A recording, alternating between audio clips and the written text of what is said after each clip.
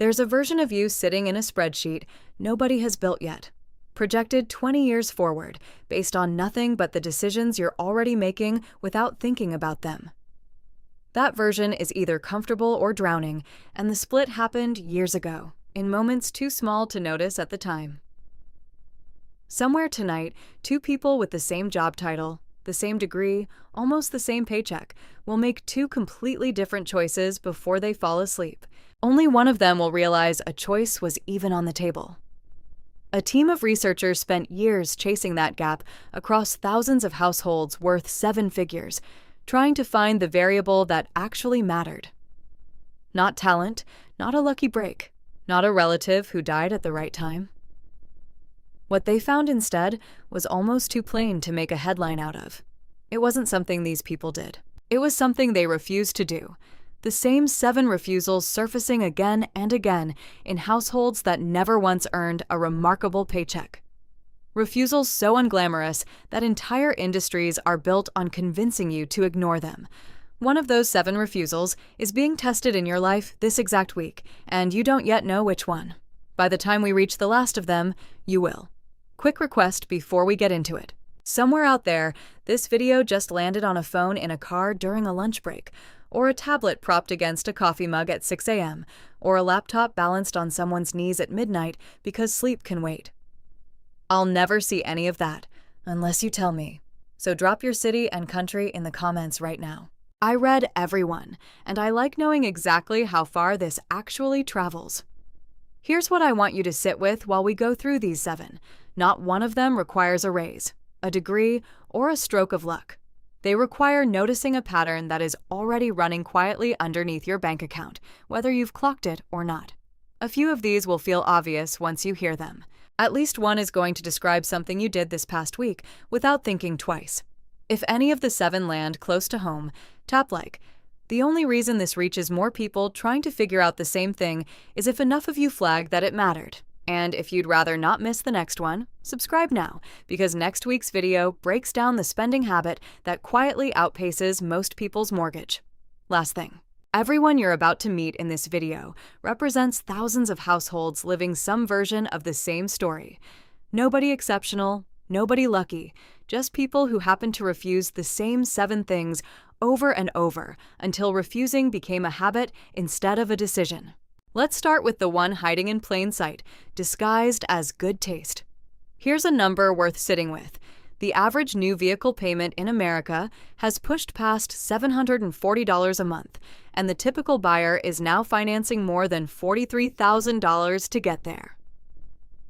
6-year loans are now the norm. 7-year loans are no longer rare. Nobody signs up for a 7-year loan because the math made sense. They sign up because it was the only way to make the monthly number survivable. Run the arithmetic forward instead of sideways. That $740 a month, redirected into an index fund instead of a dealership, becomes roughly $385,000 in 20 years at a long-run average return. Keep it going for 30, and it clears $860,000. The car depreciates the entire time it sits in the driveway. The number in the index fund does the opposite. A machinist outside Reno, Nevada, put this to the test almost by accident. He needed a reliable commuter car, found a 5-year-old sedan with 60,000 miles for cash, and never financed a vehicle again in the 15 years since. He'll tell you it wasn't a sacrifice. It stopped feeling like one within a year, because the money that would have vanished into a loan started showing up on a different statement entirely, one that grows instead of shrinks. Ask any of them what they drive, and you'll get a shrug instead of a brand name. Reliability outranked status on every list researchers handed them. Nobody in that dataset was impressing a parking lot. They'd simply stopped needing to. Picture your credit card balance as a second job you never applied for, one that pays you nothing and bills your future self for the privilege. At today's average rate, north of 20%. A balance of $6,500 paid at the minimum can take close to 2 decades to clear, and by the end, you'll have handed the bank more in interest than the original charge. A hospital scheduling coordinator in Rockford, Illinois, lived this math without meaning to. A transmission repair went on a card in her late 20s. She paid the minimum for years, telling herself it was basically handled. It wasn't. By the time she actually added it up, she'd paid more in interest alone than the repair had originally cost, twice over. What broke the cycle wasn't more income. It was one Sunday, spent listing every balance, every rate, on a single page, and attacking the highest rate first while paying minimums everywhere else.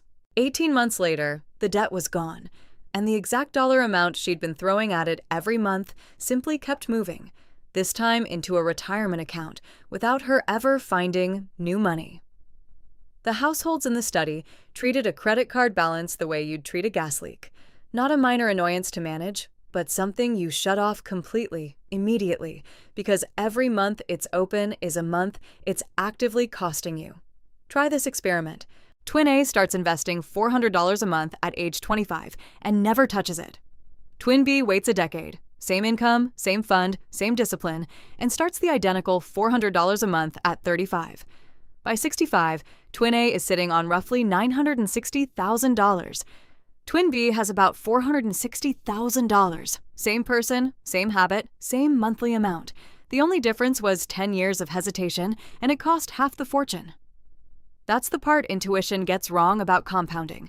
It doesn't feel expensive to wait. It feels responsible. It feels like you're being careful. The households in the research didn't wait for certainty, because certainty in markets doesn't exist on a schedule anyone can predict. Roughly 8 in 10 of them contributed to a workplace retirement plan every single month, through every downturn the news could produce, without pausing to guess whether the timing was right. The reason timing fails as a strategy is almost mechanical. Markets tend to deliver their biggest single-day gains within days of their worst drops, which means anyone who steps out during the scary part usually misses the recovery that repairs the damage. Nobody gets a calendar invite for those days. The only way to catch them reliably is the least exciting plan available, already being there, automatically, on a schedule you don't have to think about. Start here. Less than half of Americans could cover a surprise $1,000 expense from savings alone. Nearly a quarter have no cushion at all. Combine that with a credit card rate above 20% and a single bad week. A flat tire, a dental bill, a broken water heater turns into a multi-year debt if there's nothing standing between the surprise and the card. A warehouse forklift operator in Fort Wayne, Indiana, spent years absorbing every surprise expense the same way, onto plastic, then slowly paying it down, right up until the next surprise arrived and restarted the clock. What finally interrupted the pattern wasn't a windfall. It was $30 a week, moved automatically into an account he never touched, sitting somewhere boring enough that he genuinely forgot about it for months at a time. A year in, there was just over $1,500 sitting there. When his water heater failed that winter, he paid it in cash and felt nothing. No new balance, no restarted clock. Cash doesn't grow, and that was never the point of holding it. What it bought instead was simpler. Never selling an investment during a downturn just to cover a surprise bill, and never handing a lender a seat at the table during the worst week of the month. Every era gets a new costume for the same old pitch. Penny stocks, flip this house seminars, meme coins. The costume changes, the promise underneath stays identical. Skip a decade of patience, arrive anyway.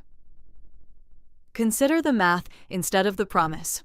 $15,000 left, untouched in a broad index fund for 30 years, at a long-run average return, grows to somewhere around $115,000. That same $15,000 dropped into a speculative token a group chat swore was guaranteed has, historically, gone one of two ways almost every time it's been tried at scale. It either underperforms the boring version badly, or it evaporates outright. Neither outcome makes it into the screenshots people actually post. That's the quiet trick behind every viral trading story: survivorship bias. For every triumphant screenshot circulating in a group chat, there are dozens of liquidated accounts that never get posted because nobody screenshots a loss. You're shown the exceptions and sold the idea that you'll be one too. Not a single household in the research credited a jackpot, a hot stock, or a crypto run as the source of their wealth. Every one of them built it the same unglamorous way: automated, diversified, and left alone for longer than felt comfortable. A raise lands, and something old wakes up. The apartment suddenly feels smaller. The car feels a year older than it did yesterday. Economists call it lifestyle inflation, and it explains a genuinely strange pattern. Plenty of high earners carry almost no net worth at all because every dollar of new income found a new monthly obligation to attach itself to. Here's the fix, reduced to arithmetic instead of willpower. Split every raise the moment it happens. Half toward the life you already have, half straight into investments before it ever touches your checking account. A single $12,000 raise, split that way and held for 20 years, turns into roughly $250,000 on its own, and you never once felt like you were missing out because you were still spending the other half. 94% of the people in that research said the same thing, almost word for word. They lived on meaningfully less than they earned, year after year, even as their titles and salaries changed. The gap between what came in and what went out wasn't an accident. It was the entire strategy, defended automatically, before temptation ever got a vote. The last refusal is the quietest one, and it's the one almost nobody does voluntarily. Every household in the research could state their net worth within a few $1,000s. Not their salary, their actual number, assets minus debts, no rounding up. Most people can't do this. They know what hits their account on payday. They have no idea what they're actually worth because nobody ever sat down and added it up. A restaurant manager in Des Moines, Iowa, assumed for years she was simply bad with money until one slow Sunday, she wrote down every account, every card balance, every scrap of debt on a single page. The number wasn't the disaster she expected. It was higher than she guessed because she'd forgotten about a small retirement account from a job she'd left 6 years earlier. She checks that same page every few months now. Nothing elaborate, just a habit of looking directly at the thing most people flinch away from. You cannot fix a number you refuse to calculate, and you cannot grow something you never measure. None of that wealth was hidden from the people who built it. They were simply the only ones who ever looked directly at it. None of these 7 refusals require a windfall, a degree, or a single correct prediction about the market. A car bought outright instead of financed. A balance paid in full instead of carried. A contribution that leaves your account before you can spend it. A cushion sitting quietly in a separate place. A shortcut you didn't take even when everyone around you did. Half a raise, redirected automatically. A number you actually know. Stack all 7 and hold them for 20 years, and the outcome stops looking like personal finance and starts looking almost unfair. Except it isn't luck, it's arithmetic, running in the background of ordinary paychecks in Reno and Rockford and Fort Wayne, on incomes that never touched 6 figures. If one of these landed uncomfortably close, tell me which one in the comments. And while you're there, drop your city and country. I want to see exactly how far this reaches today.